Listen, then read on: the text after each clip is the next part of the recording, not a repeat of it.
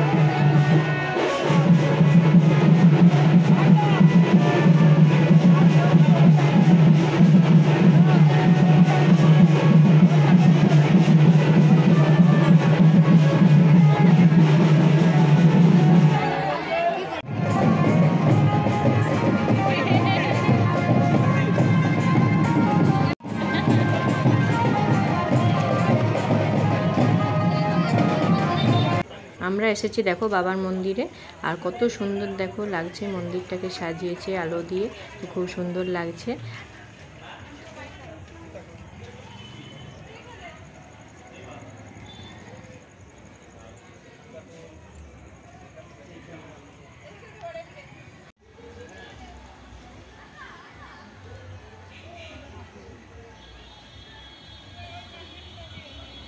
আর দেখো বাবার মন্দিরের সামনে তো কিছু দোকানও বসেছে, তো অনেকেই দেখো কেনাকাটা করছে।